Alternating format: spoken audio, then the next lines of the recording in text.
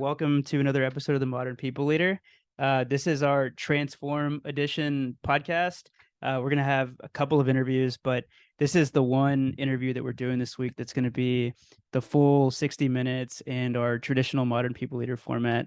So super excited to be here. And we're looking forward to talking to our guest today from Charter. And welcome to the show. Thank you. Happy to be here. Yeah, same here. And we're in Vegas, baby. So this should be a lot of fun. We've been in true Vegas fashion. We kind of winged it and got this in-person interview together. So we're really excited. Thrilled to be here. Thank you for having us. Longtime listeners, first-time guests. And for people listening, I'm not going to lie, because I can't redo something without it feeling fake. We, full transparency, we recorded the first 5-10 minutes of this episode and then realized we had the wrong microphone selected. So this is take 2 at the first 10 minutes. And so far, so good. So we're going to redo good news stories. Let's do it. Yeah. Let's do it. Massella, you want to take it? Yes. Thank you. Good news for me. One, I'm just thrilled to be here, seeing people in person. And I think what it is that there are so many benefits to hybrid and remote work. And it honestly, for me, is about being able to live my life in the way that I want to, both at home and at work. But there's so much value in that connection time, not only with teammates, but also with people that you see on LinkedIn all the time, like the two of you, right? It's exciting and really building those meaningful connections and then hopefully getting to do really great work together. And then on a personal level, it's getting warm and it's spring. I live in Connecticut. I went for a walk before I got on the plane yesterday, and the tulips are popping up and all the good things are happening. So I feel like it's just about transition and building new things that are beautiful. I love that. This is Emily.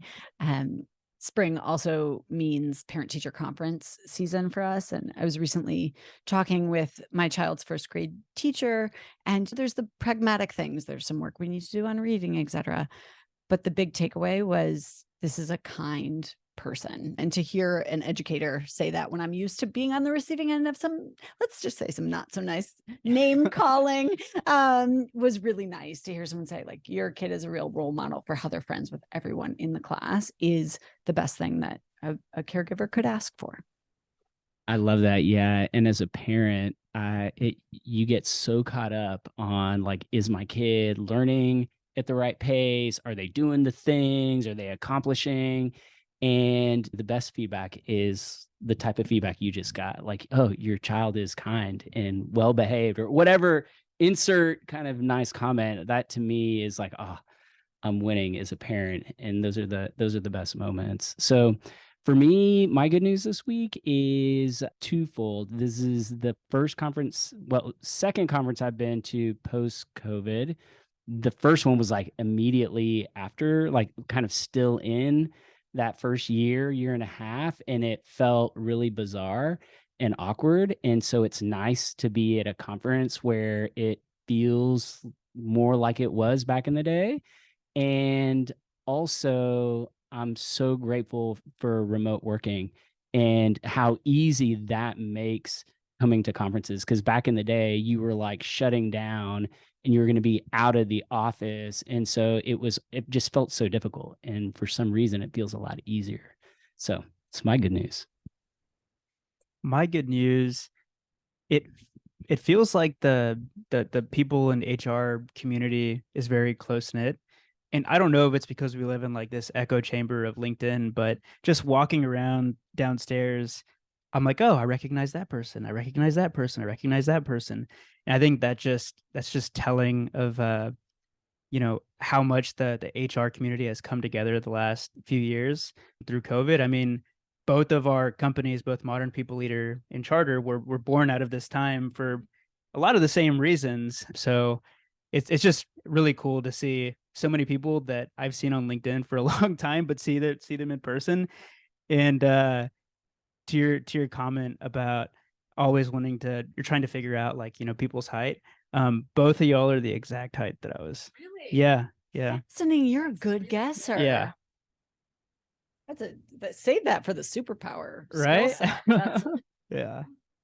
So I came across Charter for the first time maybe a little under a year ago.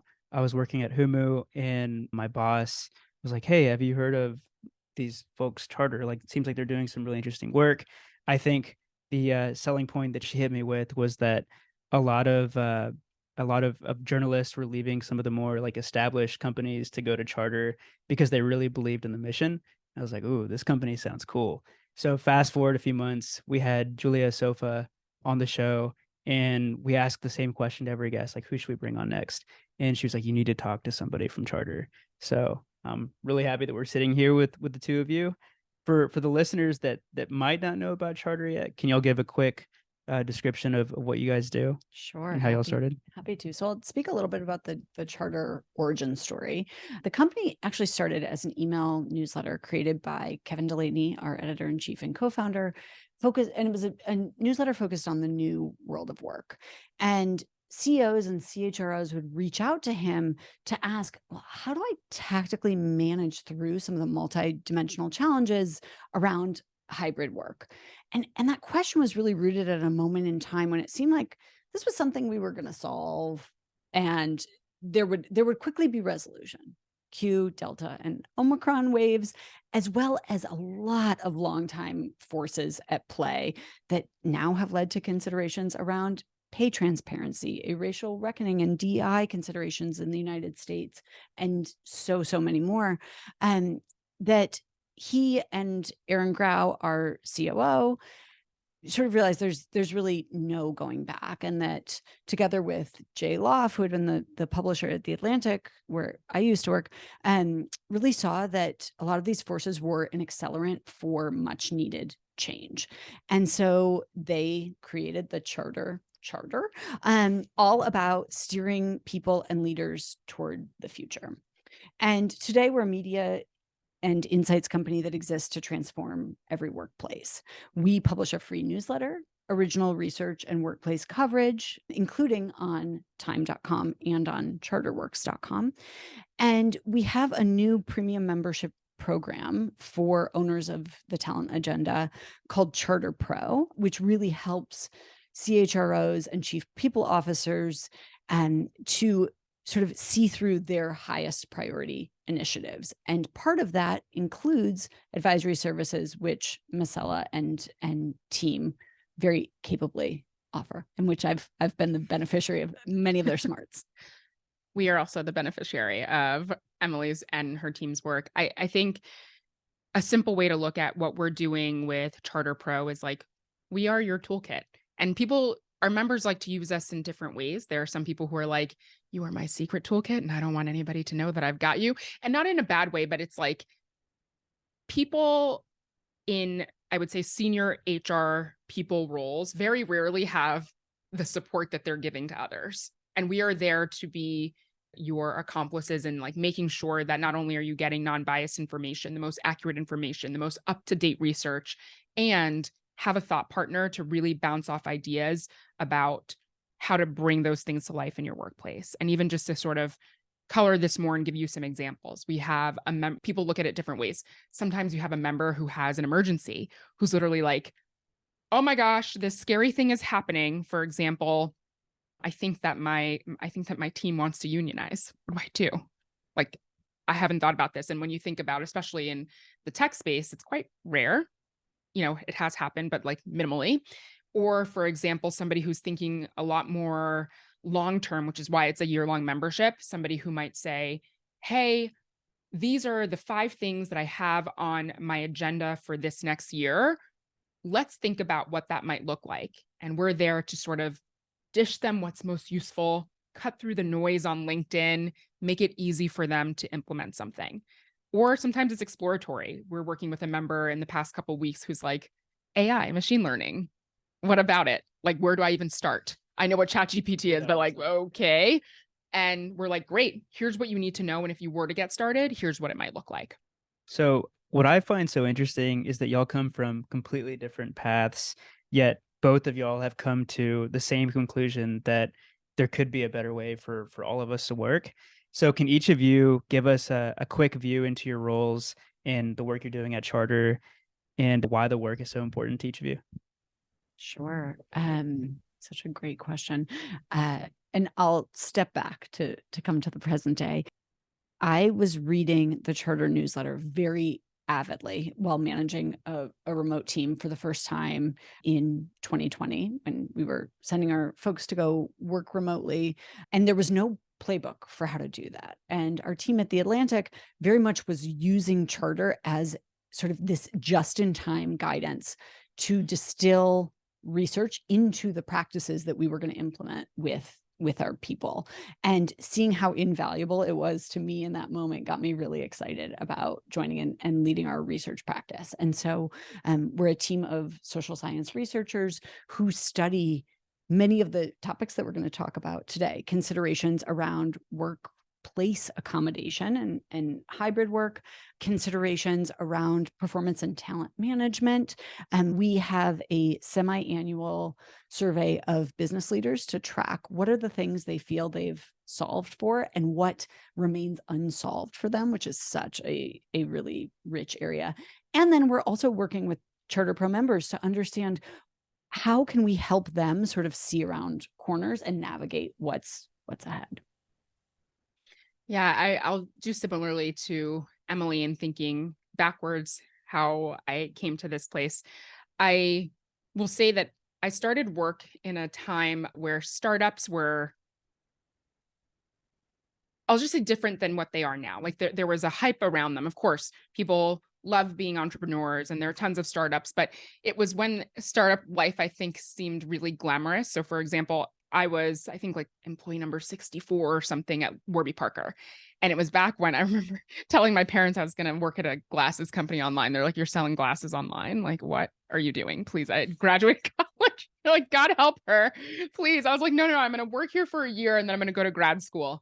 No, but I think what was so fascinating to me at that time was that, like, it was that era of everybody wanting to be the Warby Parker of, if you can remember. It was just very interesting. And beyond the product, what it was that, like, work was different than what it needed to be. Like, I'll be very honest. Like I said, my game plan was, I'm going to become a psychologist and I'm going to go to grad school, but I'm tired. So I need to work for a year. I'll stop after 365 days and then I'll go to grad school. So I'd been applying to a bunch of different places, not really caring what it was, simply because it was just to have a job. And, I remember, I think I'd gotten a job as, like, in a legal office, and I get to Warby Parker, which was like, I think I accepted the job, had my interview at Warby Parker, and I walk in and I'm like, they seem like they're happy. What is going on here? Why are they smiling? This can't be right. Every other office I walked into, people were, like, miserable, like sitting in their cubicles, hating their lives. And I ended up getting the job and I was like, called them, "Hey, sorry, I'm not coming." And, I was just really fascinated because I think there was the first time I realized that work could be different. And while I would say that the era of that startup ping pong table, free lunch situation is much different than it is today, it really served in my mind that there are different types of models that we can follow for work. And employee satisfaction, just general well-being, was a major component of that. What an amazing story. So why should me and Stephen be jealous that you get to work at a Charter? Okay. My take here is, like, I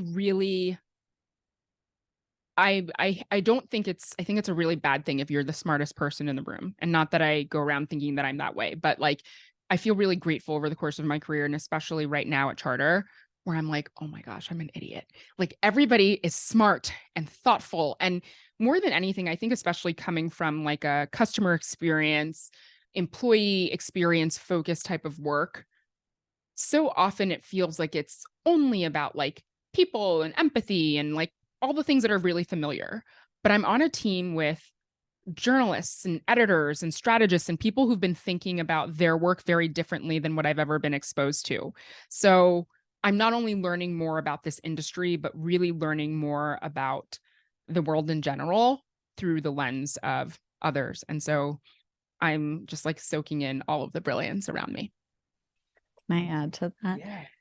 We're a group of people who study and really inhabit workplace literature and what works best. And I think, yes, every company is forced to be resourceful in this economic moment. We also really think about the human side of what does the literature tell us? What does data show about how we can create a great place to work? And so little things like we use Slack for employee communication, and on any day you can see who's actively caregiving today, who is taking a moment for themselves outside, who's traveling either personally or for work. And it feels like there's so much that we know, and especially that we have learned over the past 3 years, and to really be students of that and implement it so that we have created a culture that people want to come and join is really rewarding. Yeah, I can say, having only known you two for a fairly short period of time, that being exposed to the charter team, because when Daniel said earlier that a lot went into kind of making this this makeshift in-person interview, I just Their saw. founder was helping move a desk for us. Yes. And as a founder myself who is used to moving desks and doing these random things, I just feel like you guys are kindred spirits just from like a company culture perspective. And so I can totally see the things that you're explaining to us as reasons to, and believe that those are reasons to be jealous that you guys get to work at Charter. So I'm super excited about this conversation. Massella, you're going to be the first person that I pick on and ask questions. And so I love your background. I am kind of a data geek myself. My other business, Workify, it's an employee experience, employee measurement, employee feedback. And all built on a belief that there is a connection between the customer experience and the employee experience. Would love to nerd out on that, but we don't have time for that. And so what I want to focus on is this interesting vantage point that you've had. You've done a lot preceding COVID, during COVID, and now. Yep. And so the role of an HR practitioner has just changed so much in my mind in that period. And so I'm just curious, what, from your perspective, what have those changes look like? And as you sit here today, is particularly like pre-COVID to now, Yeah. what are those major shifts that you've seen? Absolutely. So first and foremost, I would just say that I think that the change has been something that has been happening, and I think it would have happened, but pandemic certainly accelerated things quite a bit.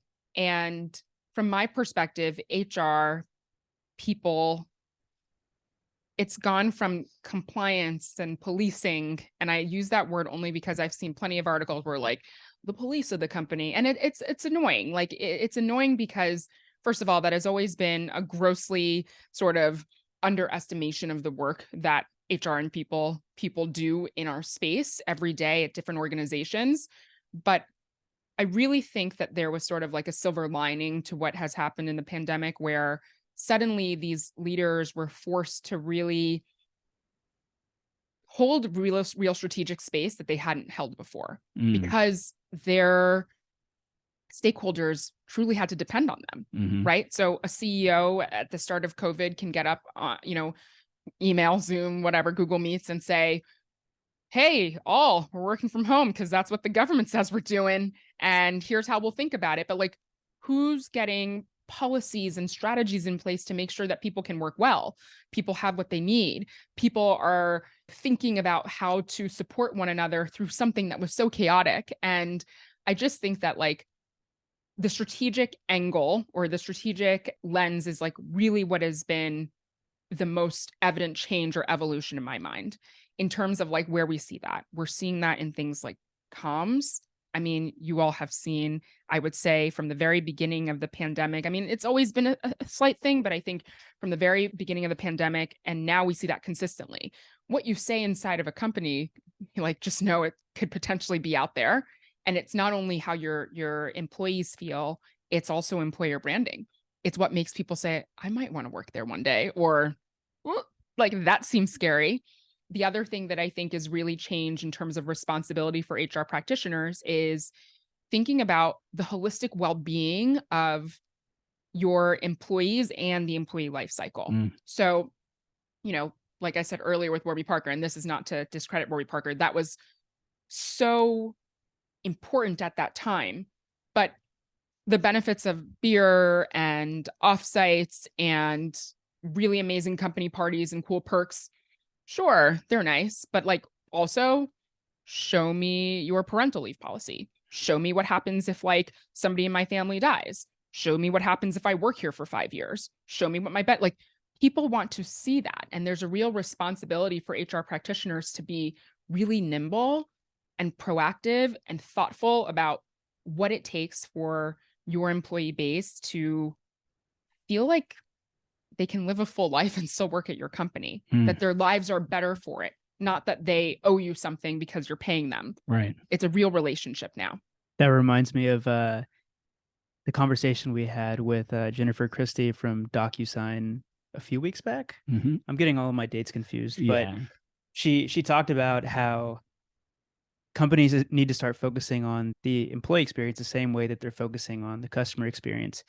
And I think that the example she gave, it was something smaller, but she was saying in global organizations, when you have people working in, all different time zones, there could be like an 8-hour, 9-hour, 10-hour difference in some cases, that it's little things like making sure that one person that's in Europe isn't having to take a 9 p.m. call or a 10 p.m. call. Like they're going to appreciate that more than getting a keg, like, Yeah. or like a ping pong table. So I just wanted to acknowledge that. Yeah, no, I think that's so true. And you can see looking back how this all evolved. And, we lost so much with the stay-at-home orders, and then it was like total chaos. And it was like, am I losing everything? Are we ever going back to work? What is going to happen? And I think we all had a chance to really focus on what really matters here. What are the most important parts of my work and the work that I do? And however, there was so much change and I think you guys use the word in all of the preparations that we did for this conversation as we're going through an evolution. Like this is a paradigm shift.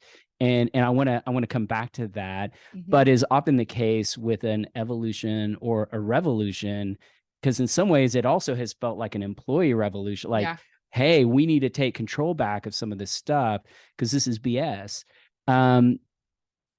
As often is the case with revolutions or evolutions, there's like a period of dramatic change, like immediately, boom, lots of change. And then the market, and that continued. And then the market started to change and shift. And now companies are focusing on other things. It's no longer like, ooh, what do we need to do to steady the ship? It was more of, oh, what do we need to do to be profitable and make it through what could be a very long period of economic contraction. And so like so it's like this bizarre world where lots of things have changed. People feel very convicted about some of the change in different ways. Companies the pendulum seems to be swinging back from really being an employee driven environment to now seeing a really company driven environment. And I feel like it all started with the layoffs that we've seen. And so I'm curious, like, there's never been more uncertainty than there is now. And it feels weird saying that. As we look forward, what do you think is going to stick? And what do you think is at risk to either being paused or just going away completely? Like what's here to stay? And then we can talk about what do we think is what should we be concerned about is possibly changing? Absolutely. Here's what I think we all have to get better at. We have to forget, if like you go into your phone and you can like disconnect your Bluetooth, like forget this device. Same thing. Like we need to forget this set it and forget it mentality. Uncertainty is the norm. Hello. Hi, we're here. Uncertainty is going to be the norm. And so I think what is troubling is that, people tend to, if you say like future of work, some people are like, I get it. Some people get annoyed because they're like, the future of work, like, what does that mean? The pandemic's over, whatever their stance is, like you said, it's a polarizing type of thing.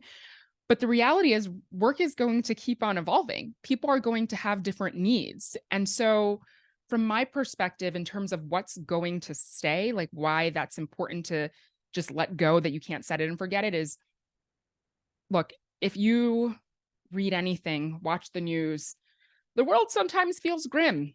And I don't know about all of you, but I know personally, sometimes I feel like there's only so much that I can control. And the one thing that I feel like I absolutely can control to a degree is my personal life, like my spectrum of the people I can reach. And that includes my workplace. So there is a real pressure on the private sector to show up for their people if we can't rely on the government to necessarily do that, if we can't rely on the world to just change and be better for our children, right?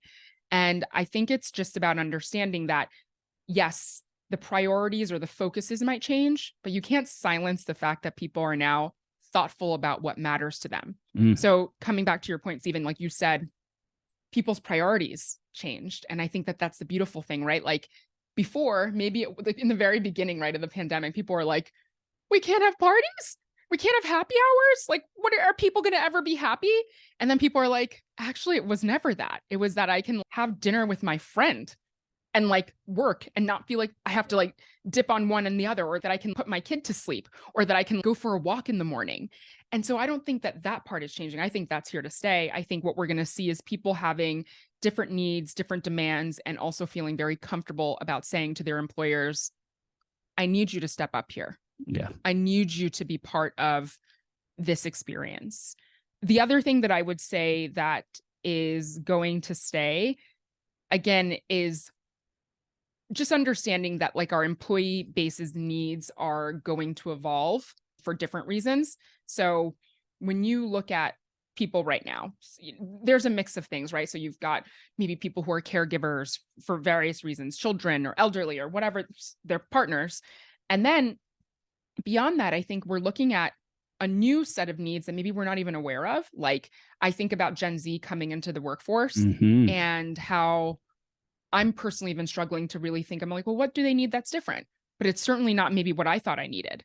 And so if we're not always like on the ball, I think that we're going to miss out on a lot of opportunity. And I think what's also kind of interesting about the world that we live in today is that people are really, or I would say maybe more entrepreneurial than ever before, because the access to others through the internet is so vast. And so if you're not able to create a world where people feel like they can live their best life while still working at your company, they'll just go do it on their own. And you might lose out on really beautiful talent. To that point about showing up for your employees in the ways that you need, we were really pleased to see in our last survey of American business leaders that their employees' emotional well-being is at the very front of their minds. Yep. If you had conducted this same survey 10, 5, even a year ago, you would not have seen that as a top consideration, including hiring, including retention. And that to me suggests the only way you learn that is by really actively engaging in meaningful employee listening. I have a lot of thoughts about that, and not just an annual employee engagement survey, but like active check-ins and showing people what you're doing based on what they've shared. But I completely agree with Massella. And then as far as concerns, like, do either of y'all fear that we potentially will backtrack on some of the progress that we've made over the last couple of years? So we just had, I know I always do this reference past episodes, but we're like last week we had 3 recordings, and one of them was with Christy Lilas, and hopefully I'm saying her name right, but she's the VP of DEIB at GoDaddy. And one concern that she had is that hybrid work might not be as equitable, and that companies have to be really conscious of everything they do from, and I think the example she gave was around processes. So they went through a process of reevaluating how they do performance management, how they recruit, like you name it. She literally did a gap analysis of every process that the company has, from, their customer experience team to their product team, and making sure that those processes are equitable, and they're trying to move the needle on DEIB in ways like that. So yeah, any concerns? Yeah, I think that is a concern, but Daniel, I feel like it sounds like the conversation that you had with Christy, sorry, with Christy is spot on. And it's something that I want people to focus on. People love saying things like, hybrid work or remote work isn't equitable. And I'm like, no, backwards. Your processes aren't equitable. And if they weren't equitable in person, I promise you they're not going to be equitable. And in remote or hybrid work, and it's really just about a little bit more effort. Like when we think about DEIB, it's a shame because I think people get it very confused with like being woke or some sort of like moral standard. And really it's not. It's just about giving people the tools and resources that they need uniquely to be able to set them up for success. Like ultimately, is that not what we want? Like if I had a child who maybe was an amputee, am I going to be like, no, run with everybody else and like, that's it, figure it out? Like that isn't fair. And I think if we just simplify it to the facts of like, if I put a lactation room in this office for a new mother, it would give this person the opportunity to show up to work and feel like equipped and able to be able to do their job well when their mind is not somewhere else. Mm-hmm. So, that idea of looking at your processes holistically, I think is a really important thing to do. But aside from that, I'll just say, like, I think another concern in terms of backtracking is that people have a narrative that they want to fulfill. There's tons of research out there. We've all seen it. We see it on LinkedIn. We see it everywhere. People generally like hybrid and remote work. Like we see that all the time. And there are companies who are still just like, nope, not true. And I don't know how to argue with somebody that the sky is like not green. But what I can say is like, we're going to have to be really thoughtful about trying to understand what it is that they're actually hoping to accomplish. And even so, when you know that, it doesn't always mean that like it's suddenly going to solve the problem, because I think companies have a narrative, whether it's coming from their boards or very senior leadership, that people in person is going to be more productive or whatever. I can only say that like fear is not a great motivator. I think we are very much in a moment where we've gone from rigidity to some workplace flexibility. And now it remains to be seen, are we going to a bizarre proto rigidity is the thing that I'm really worried about. When we see companies mandating 5 days a week back in person, even though employees say, when I have flexibility about where I work and about the times of day that I work, I am able to be more productive. I think leaning into change and listening are so important, to your point, Daniel, about retaining many of us who largely were not that well served by office culture, including women, people of color, and caregivers. And with hiring and retaining talent as an ongoing challenge, cracking down on employee choice in these moments really feels like it can undermine organizations' DEIB strategies and really cost them their competitive edge. And that's something I'm quite nervous about, especially during a moment of historical increased worker self-determination, which has been really well documented. And so it would say mandates will be at the cost of employer innovation. Yeah, I think these are all great points. I have shared a theory in many episodes that I think what we're seeing is like a dual labor economy, where you have one segment of the workforce that is like in person. And it's kind of like when the online retail innovation or trends started, like you had a lot of laggards that held on, like Circuit City, and some still are, Bed Bath & Beyond. It's like, guys, newsflash, like it's clear what the winning model is here. But for years, there was this like this fight back of like, we will win at retail and we'll show you. And I believe we're going to see that a similar effect in the labor, the way that we work. And meanwhile, there is this emerging, the second segment of the workforce that has seen and tasted and lived now this hybrid way. And there's no way in hell we're going back. Like for me, it's very clear. I don't know what my future job will look like, when I eventually move on. But I can tell you, if I run another business, it's going to be a global, asynchronous, remote work, fully remote business that has touch points and connection points for us to meet in person. But like, I know that's the kind of business I want to lead and invest in, because I see that's where the future's headed. So question for everybody.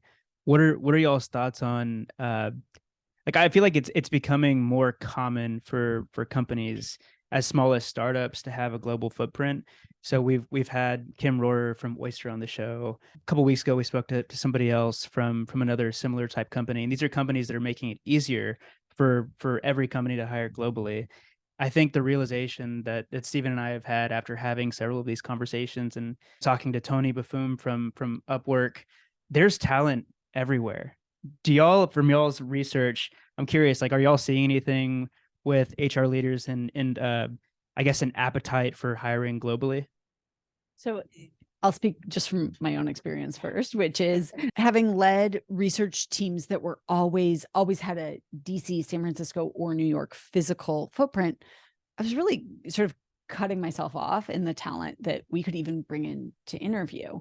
And working with a hybrid team at Charter was the first time there was no location boundary. And we were able to, like, I saw a marked improvement in the skills and sort of the creativity that we'd be able to bring into our workplace by hiring remotely. And so I would say the work that we do is different because researchers and I do not wake up and have the same view outside our window. And we see that sort of across the organization.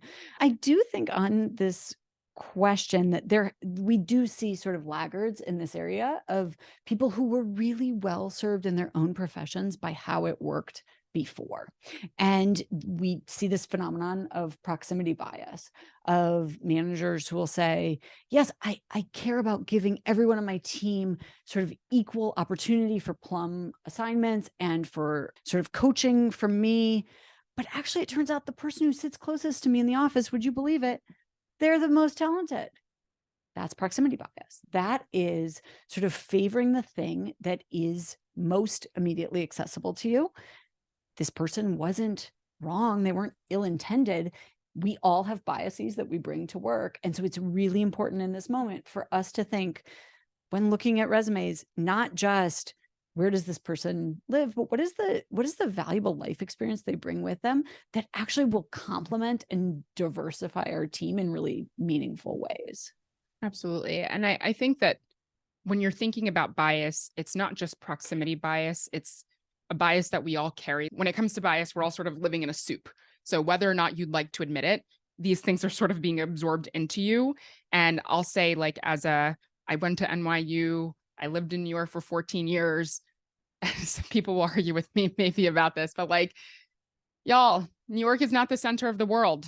I know, like, we want to believe that, but I know.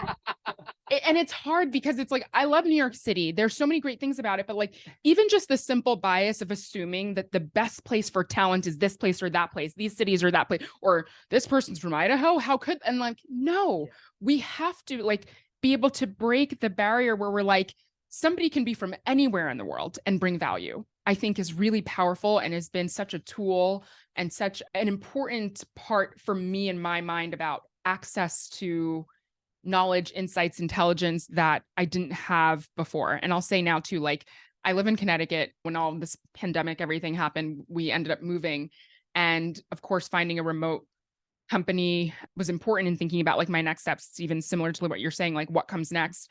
And it was a priority, but it wasn't just only the priority of like convenience for me. It was just like, I shouldn't have to live in one particular place in order to be seen as like a valuable contributor to society. Like, that's not fair. So I think if you're getting like stuck in that, it's about time to ask yourself some questions. Like, what biases am I holding inside too? No, I was just going to say, I remember the days when, like in the early startup days, there was this belief that there were only talented engineers in the Bay Area or New York. And then people's minds were blown, throughout the pandemic when they were able to hire an engineer out of Iowa or an engineer from Kenya. Like, there's talent everywhere. And I think more companies are starting to recognize that.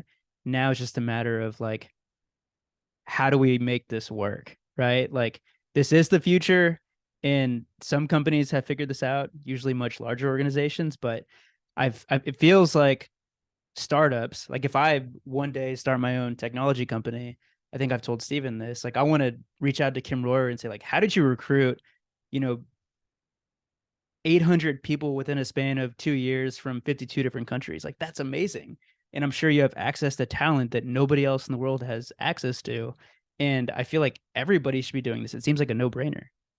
There is one really important consideration that we think about with regards to these topics at Charter, which is when you have people working in 52 different countries, how can you make some of the knowledge that used to be gained in the office from being in headquarters, how do you make that knowledge the implicit explicit? So that can be, I mean, that can come through in hiring and onboarding. What are really clear sort of shared understandings around what good performance looks like, and what are expectations? How do you have that opportunity to meet people who either could be mentors or sponsors of your work? What are core working hours is something that we think about. So yes, making sure that you're not disadvantaging an employee who is the furthest geographically.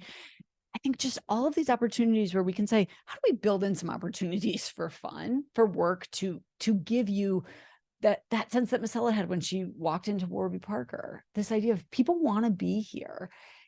It's not that it's more difficult to do in a hybrid or remote environment. It just requires more thoughtfulness. Yeah. And unfortunately, I feel like with all the pendulum swinging, with all the polarized nature of a lot of these topics, the conversation we should be having is just that, Emily. It should be like, okay, there's this new model. Everyone loves it. There's data and research that points to this being a really good thing. How do we make it better? How do we start answering some of the questions that still need to be answered, but yet we're still in this kind of in-between space? And so I feel like this is a conversation we've had in the past. I wanted to revisit this just because you have access to so much research, and the origin story with Charter is just such a fascinating one for me. But there are other things we want to talk about. So I'm going to switch gears a little bit. And Emily, in preparation for this conversation, I saw a recent post that you made on LinkedIn regarding mentorship programs and how these mentorship programs may unlock a tremendous amount of value for companies. And so can you tell us about this research that I believe Charter did with Qualtrics? That's correct. So this is a Charter and Qualtrics study of about 3,000 US-based, desk-based workers that really shows us that internal mentorship can be a cheat code around many of the talent topics that executives are facing. Some of the things that got us really excited when we read this data were knowing that mentorship can be really successful with sort of two caveats: when it's remote and when it's recognized. That first is not necessarily common knowledge. We will see, and we see this by the day, people saying, yes, I'm all for remote work, but it doesn't really work if you need to train and mentor someone. This data finds the opposite, that where mentorship meetings take place does not impact mentorship outcomes. So relationships are similarly likely to be successful whether mentors and mentees meet remotely, in person, or a mix of both. What is important here is that they happen frequently, that there's a regularity to these conversations. I would go so far to say that if meeting remotely means that meetings can happen more often, that relationship is more likely to help a mentee achieve their ingoing goals. The second piece, when it's recognized, we see that good mentors aren't just born. There is a lot of training that organizations can offer, even from how should I set up what could be a sort of awkward first conversation with my mentee? How do I really establish what their goals are? How do we establish rapport from the get-go? And what does it look like to track that together over time? We found that really high performing mentors have a few things in common: that their mentorship contributions are factored in to their performance reviews, that it's factored into their compensation, and that their employers preserve time for regular meetings with their mentees. And this is all really so important at this. This would be good news on any day, it's great news right now, given sort of the ongoing battle for talent, because we see that mentorship also boosts retention, that more than half of highly successful mentees say they intend to stay with their current organization for 5 years or longer. This is where we're talking about a cheat code. And it's a huge payoff for organizations, because we know that it costs a lot to replace an employee, anywhere from 1.5 to 2 times their annual salary. There's one piece that, in that spirit earlier of what do we think is here to stay and what is at risk? I pause, because we see that not enough workers have access to formal mentorship within their organizations. Part of this may be sort of a longstanding belief of, oh, this is a nice to have. We'll get to this. But right now we got to put out some fires. Actually, seeing that 40% or less of American workers have access to these development resources that they really need puts all of those positive attributes around mentorship at risk. And I see this very much as sort of a call for the most innovative organizations to really invest in this, because we see all of the ways that it pays off. There's just one more thing that I wanted to say to Stephen's point about evolution and revolution, which is we are very much on the verge of a workplace revolution. And like the agricultural and industrial revolutions that preceded this one, this is going to the decisions we make now will radically change things forever, certainly in the lifespan of our children and grandchildren. And yes, that is in findings like that one about where you meet does not impact how successful your mentorship will be. So has implications on our physical workplaces, how we work, and our relationships with our careers. That one is really important, because Melissa Zwolinski on our team has done a lot of research into middle managers and sort of this gap where they're being asked to do more with less within their organizations, that they don't have the training or the time to really manage for the many intricacies that are required in their roles today, to the point that we see them compared to individual contributor colleagues working the equivalent of 5 extra weeks a year. That is not sustainable. Wow. That's not the way that we want our organizations to grow. So just a quick question on the mentorship piece. So you said that whether or not the mentorship is in person or remote, that doesn't matter. Either way, it can be successful. I'm just curious, what does make a formal mentorship successful? Is there anything from the findings on that? Yes. Thank you. What an excellent question. So as we look at companies that are sort of best in class in this space, and some of it is big companies with large frontline worker populations like Sodexo and Caterpillar, mentorship starts formally on day one. That, these are programs that really do have built-in check-ins. It can feel maybe rigid for an incoming employee.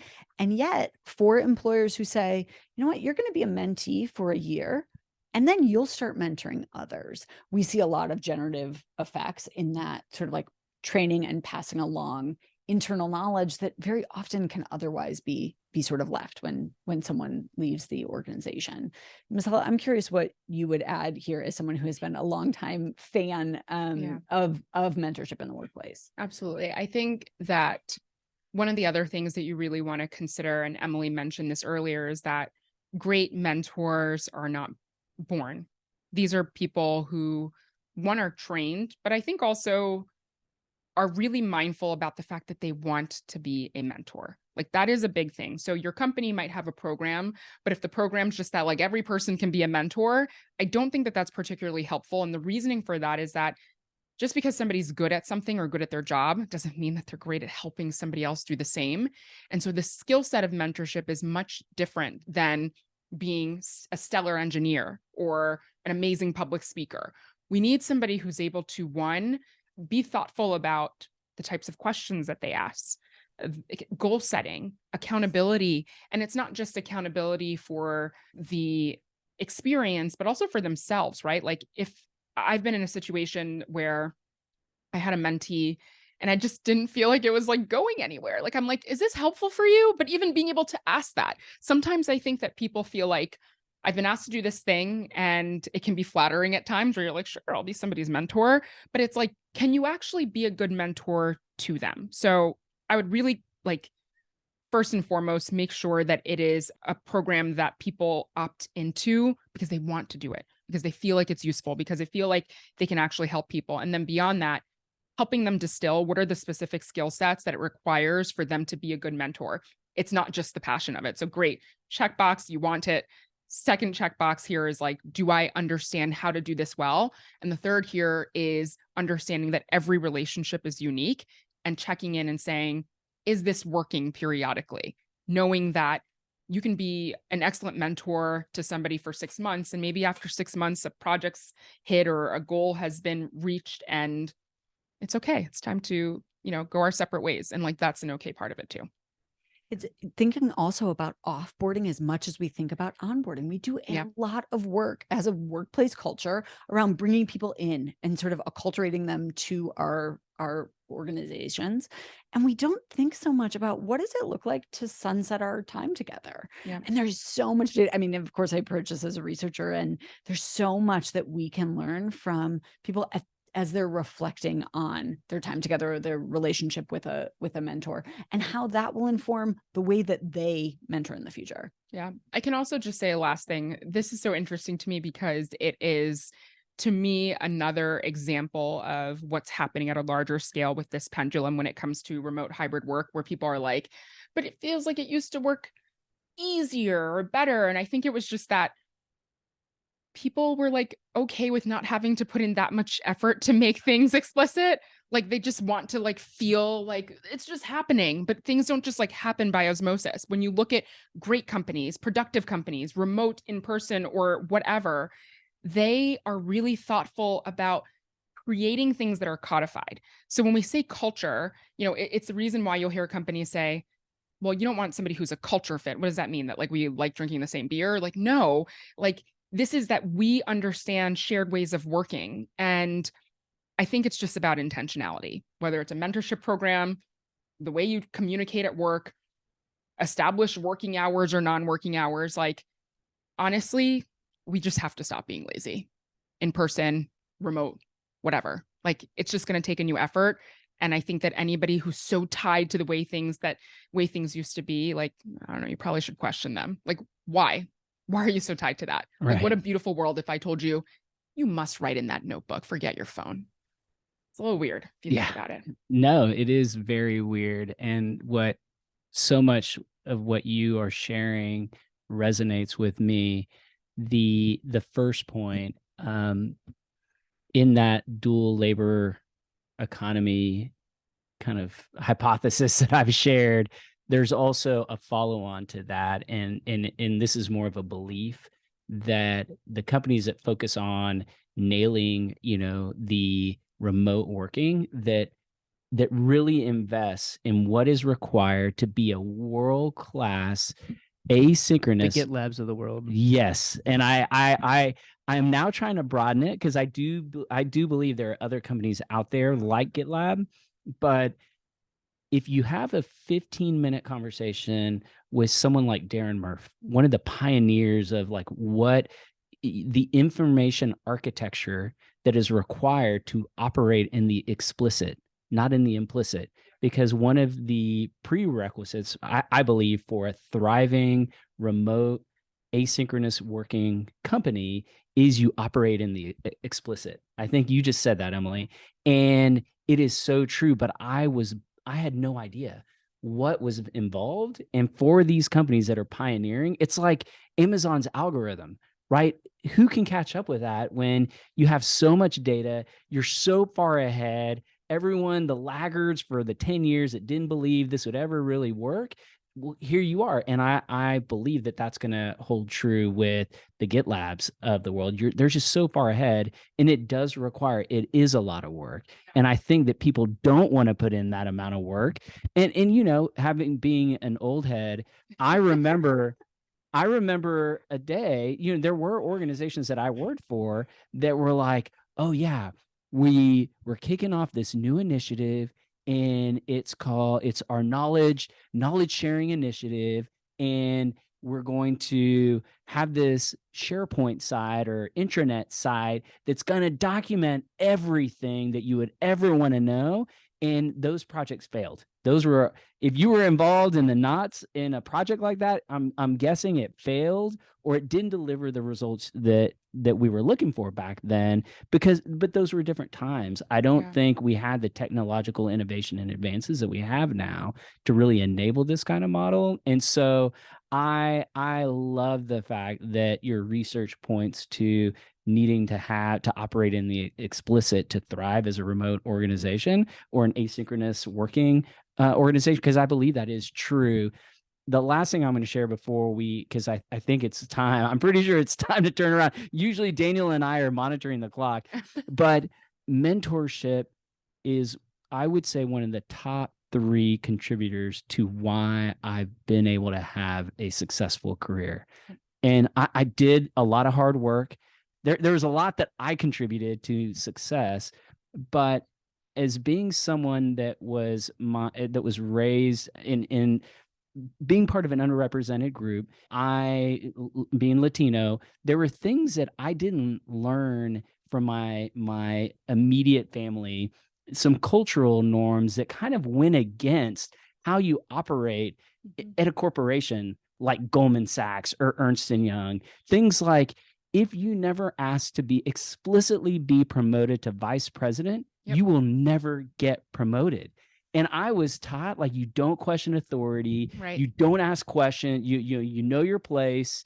Like, these are actually things that I heard and was taught as, very young.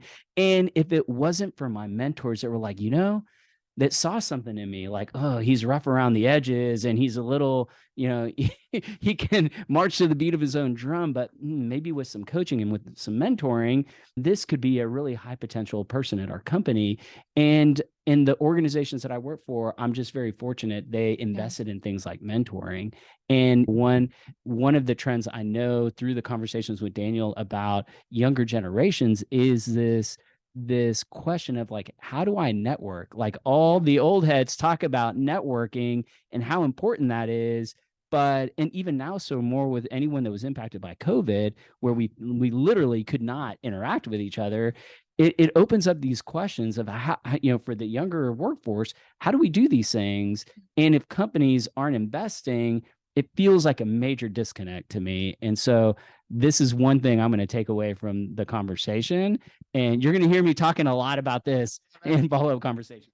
Can I just add one more important point, though, that I think is really big for people to remember. I think the work up front feels big and intimidating, and it's tiring, and it's like, oh, I have to do all of this stuff to make this information explicit. But I think the thing that's important to remember, and you're talking about GitLab, absolutely, they are incredible. I'll also speak about my time at Life Labs Learning, really, we had been at that time studying remote work 5 years prior to the pandemic. And one of the things I love the most about Life Labs in terms of culture is that everything was so explicit that it becomes actually easier, because now it's not just one person carrying the culture. It's everybody. If we all understand what it means to ask for a promotion, or and for even in that sense, it wasn't necessarily that, we're all clear on what everybody gets paid here. We understand, here's this level, here are the skills that you're going to have to need for this particular thing. We understand just how to communicate with one another, and it's clear as day. And suddenly now we can all be part of it. And I promise you, it gets lighter when it's like that. But we can see how much bias lives in 2 or 3 people carrying the culture. And like you're saying, I think that's such a beautiful example, thinking about cultural differences. Same, I came from a background of people where it's respect your elders, you just do your thing and you work your job. And I guess in the scheme of who I've become in my work life, maybe, my ancestors would think it was disrespectful, but thank goodness there's a change, and we have to be able to talk about it. Otherwise, other people don't necessarily have that access. Can you imagine how privileged I am every day that I get to work with this kind of talent?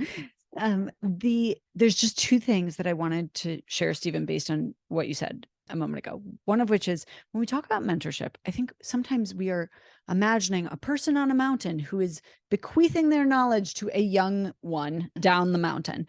We actually find, and the literature bears this out, that there are huge benefits of two-way mentorship. And we're not just talking about technology and sort of learning new ways of working. You had mentioned networking, which in its current branding feels stuffy and forced and icky. And actually, this is a great moment for us to look at Gen Z and younger millennial colleagues and say, like, well, how do you go about doing that? What are you doing to bring some humanity to that in ways that actually could benefit my own practice? And also, we haven't explicitly talked about what you do when you bring your people together, but I'll just tell you a little bit about how we plan offsites for Charter. I want to hear it. Which is, and we have one. We had one in the fall around the Charter Workplace Summit in New York City, where we invited members of our staff who were local to basically be almost like tour guides to each other, where we broke into small groups based on the types of things people like to do. So a group went to Central Park and went leaf peeping. A group went biking up the West Side Highway. I took a group to a bookstore in the West Village.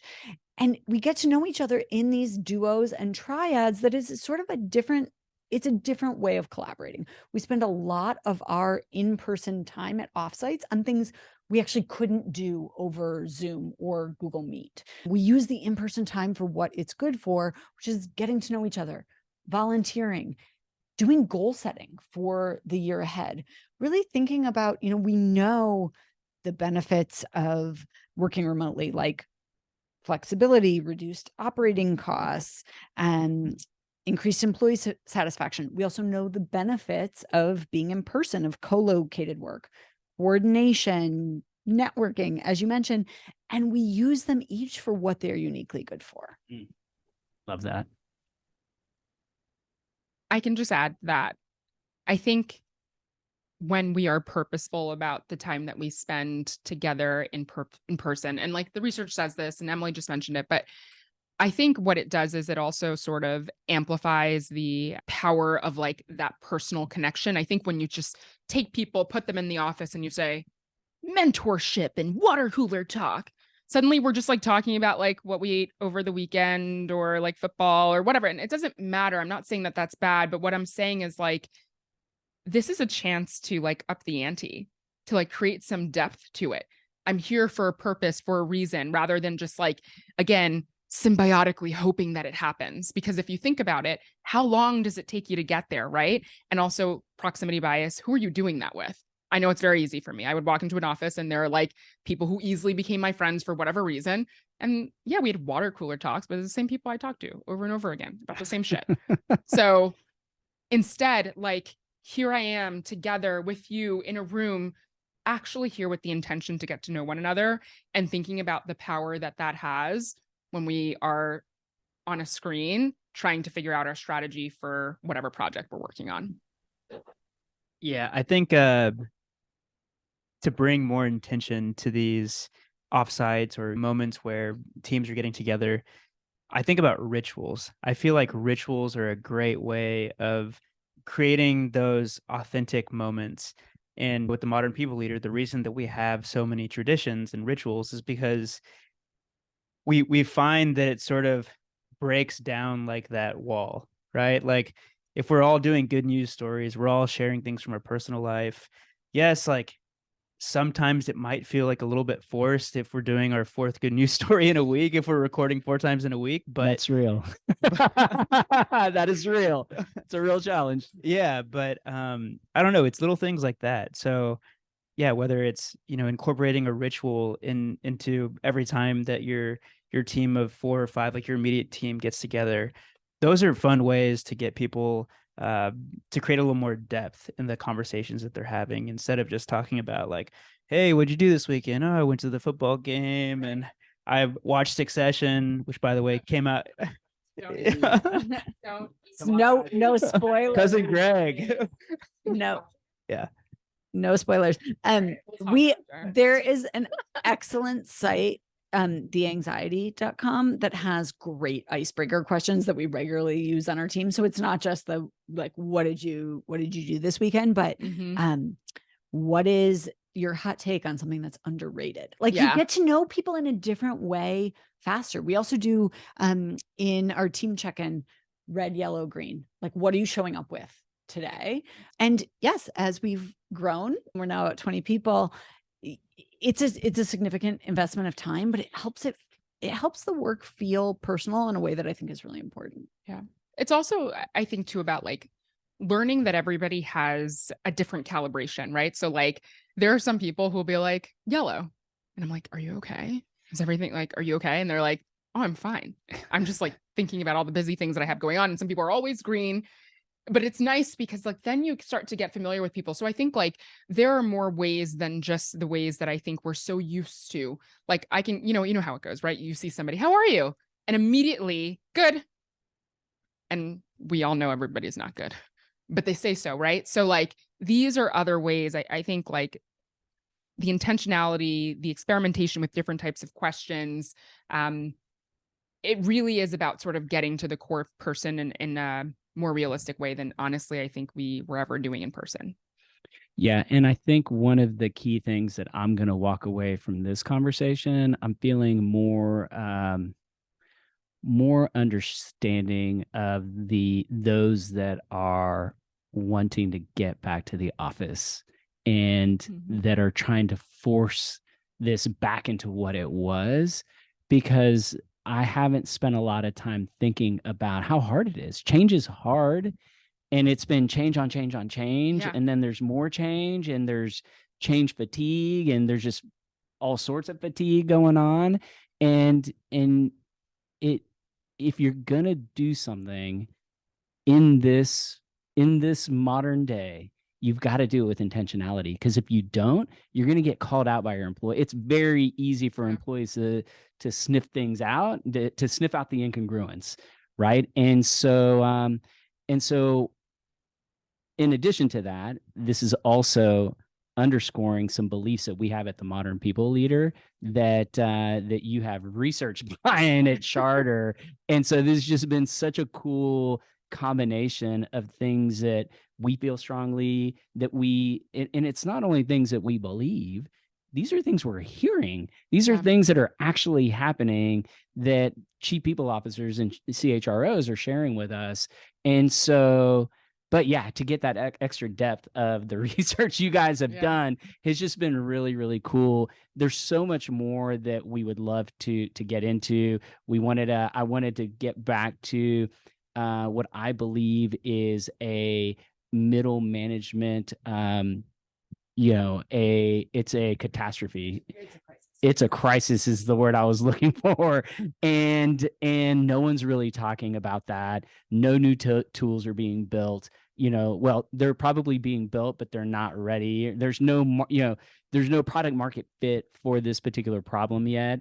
And yet every day we're putting more and more on the managers. We wanted to talk about learning and development, because we know you guys have a lot of cool kind of insights and research there. But unfortunately, we're at that time of the conversation. We got to get back to the rituals. So Rapid fire questions. Rapid fire.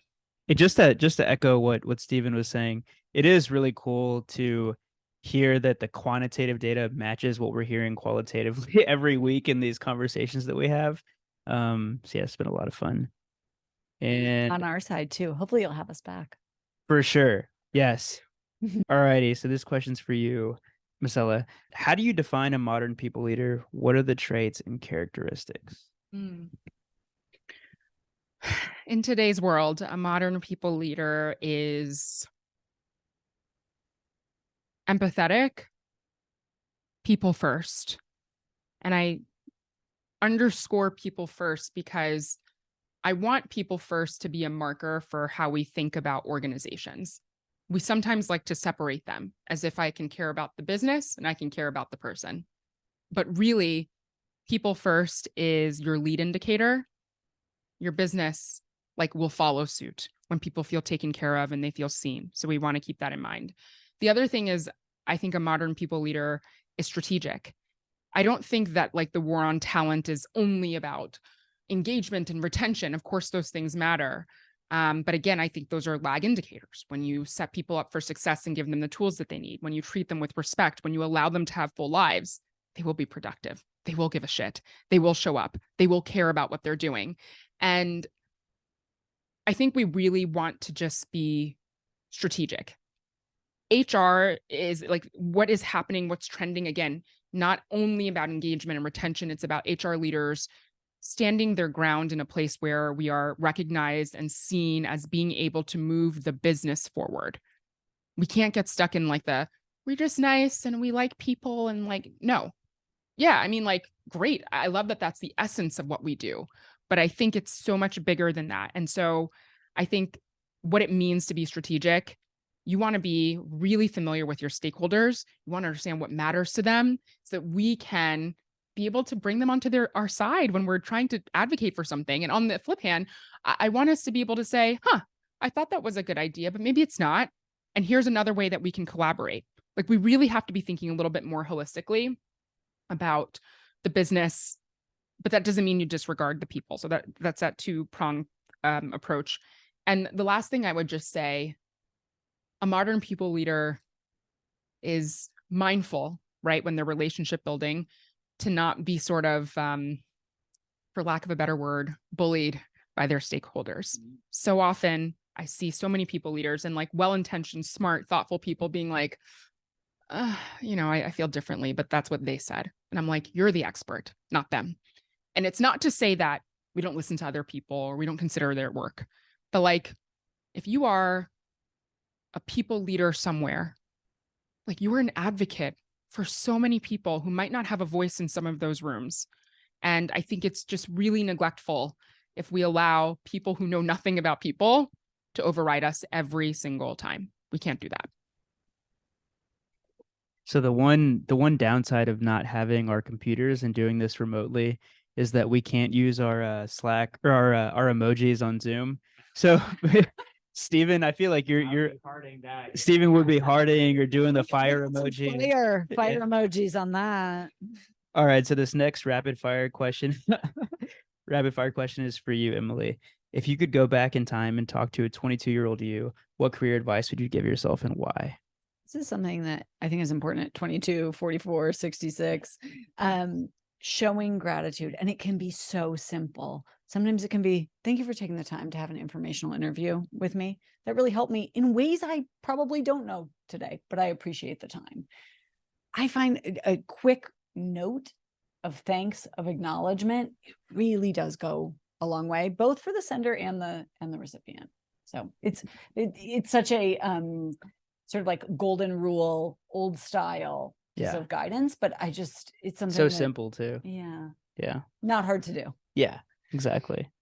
All right. So last rapid fire question, it's for the both of y'all.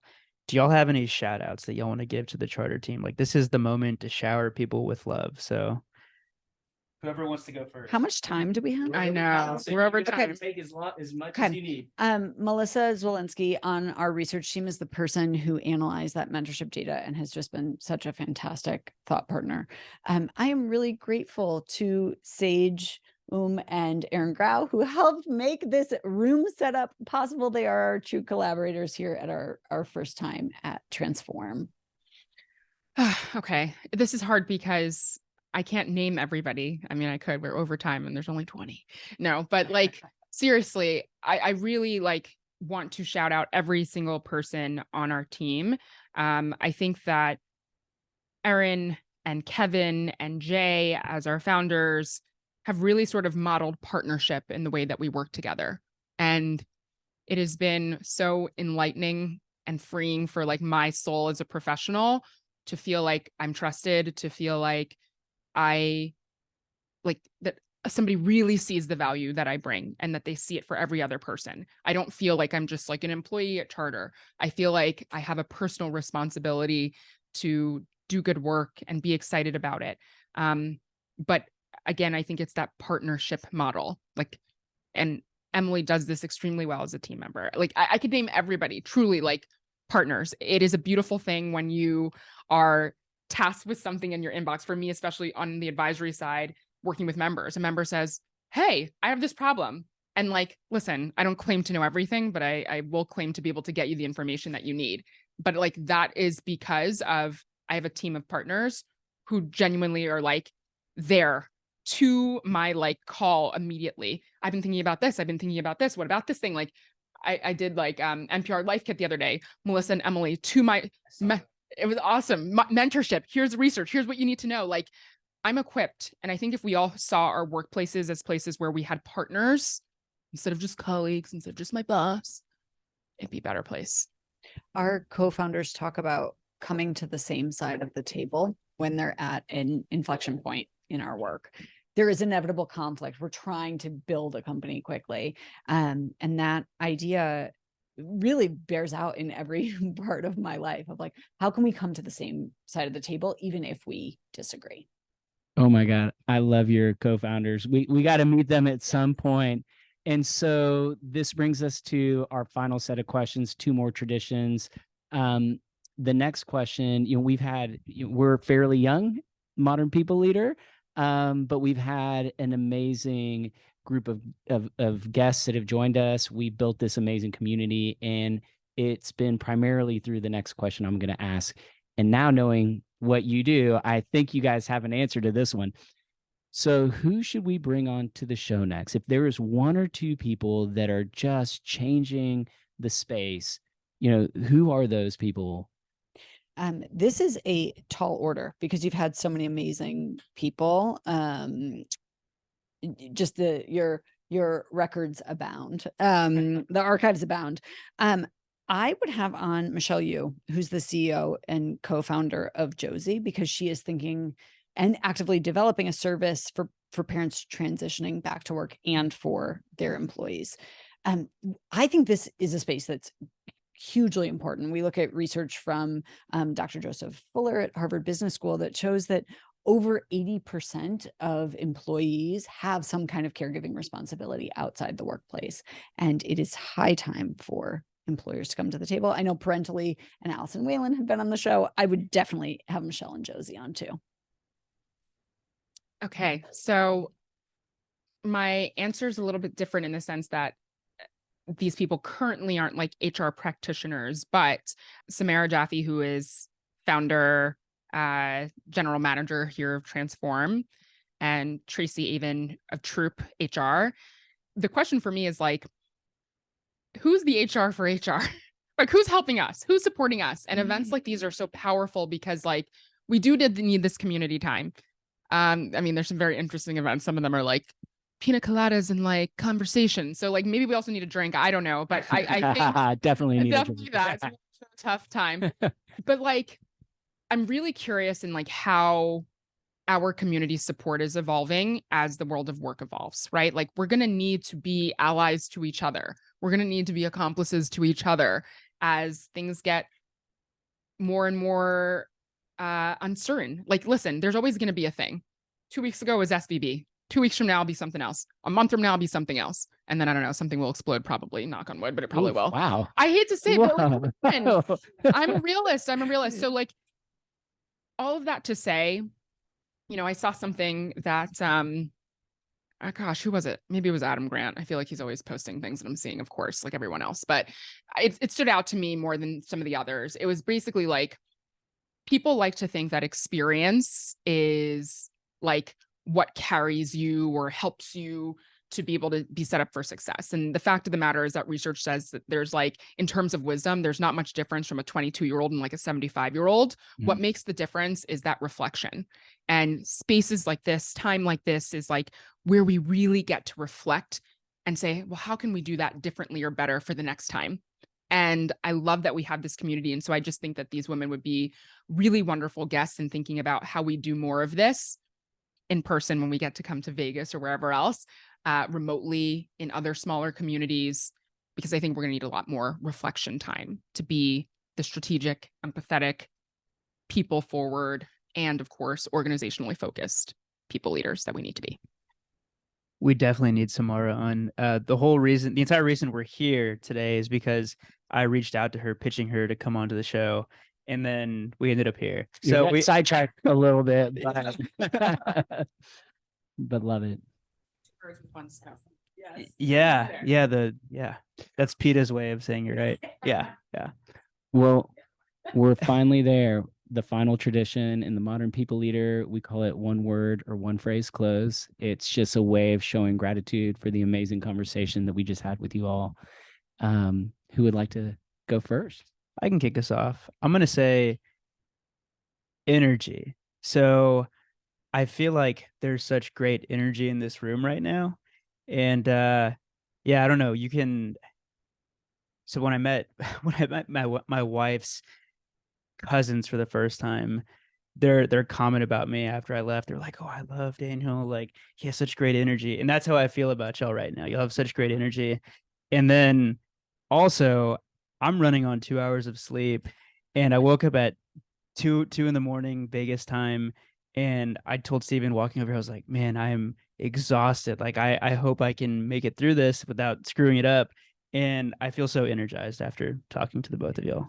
This is high praise. Also passing along like your in-laws and what they Yeah, it's a lot of love.